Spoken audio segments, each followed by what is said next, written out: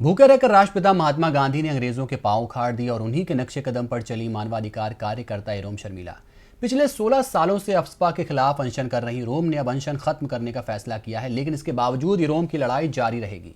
आइए देखते हैं एक रिपोर्ट।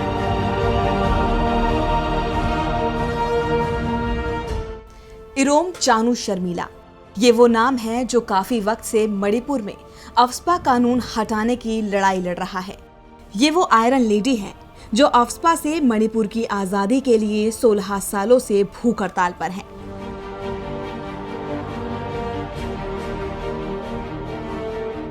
इरोम वो शख्सियत है जिसने अनशन की शक्ति को हथियार बनाकर अफ्स्पा कानून के खिलाफ एक दशक से भी लंबी लड़ाई लड़ी। लेकिन अब 16 साल बाद इरोम ने अनशन खत्म करने का फैसला किया है। अगले महीने की 9 तारीख को इरोम अनशन समाप्त करेंगी, लेकिन अपनी लड़ाई जारी रखने के लिए अब इरोम राजनीति में उतरने की तैयारी कर रही हैं। खबर है कि इरोम मणिपुर में अगले साल होने वाले विधानसभा चुनाव में अपनी किस्मत आजमाएंगी। इतना ही नहीं, 44 साल की इरोम शर्मिला शादी भी रचाना चाहती हैं। आपको बता दें कि मणिपुर में वर्ष 1958 से अफ्स्पा लागू है, जिसके तहत सशस्त्र बलों को विशेषाधिकार दिए गए हैं। इस कानून के तहत सेना को किसी भी व्यक्ति को बिना कोई वारंट के तलाशी या गिरफ्तार करने का विशेषाधिकार है। यदि वह व्यक्ति गिरफ्तारी का विरोध करता है तो उसे जबरन गिरफ्तार करने का पूरा अधिकार सेना के जवानों को प्राप्त है।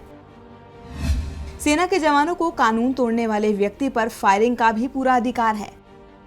अगर इस दौरान उस व्यक्ति की मौत भी हो जाती है तो उसकी जवाबदेही फायरिंग करने या आदेश देने वाले अधिकारी पर नहीं होगी। और यही वजह है कि इस कानून का शुरू से ही विरोध हो रहा है। इरोम शर्मिला ने भी इस कानून के खिलाफ 2 नवंबर 2000 से अपनी भूख हड़ताल की शुरुआत की थी। दरअसल इरोम ने यह कदम असम राइफल्स जवानों के एनकाउंटर में 10 लोगों की मौत के खिलाफ उठाया था, लेकिन अनशन के तीसरे दिन ही सरकार ने इरोम को गिरफ्तार कर लिया। उस वक्त इरोम की उम्र 28 साल थी। कुछ लोगों को लगा कि यह कदम एक युवा ने भावुकता में उठाया है, लेकिन समय के साथ साथ इरोम शर्मिला के इस संघर्ष की सच्चाई लोगों के सामने आती गई और आज वह 44 साल की हो चुकी है। अनशन के दौरान उन्हें कई बार अरेस्ट भी किया गया और जबरदस्ती नेजल ट्यूब के जरिए खाना भी खिलाया गया, लेकिन उन्होंने अपनी जिद नहीं छोड़ी। अपने संघर्ष के दौरान उन पर आत्महत्या की कोशिश के आरोप भी लगे, जिसके लिए इरोम 13 साल तक मणिपुर के एक अस्पताल में न्यायिक हिरासत में रही। लेकिन बाद में मणिपुर की एक अदालत ने इरोम शर्मिला को न्यायिक हिरासत से रिहा करने का आदेश दिया।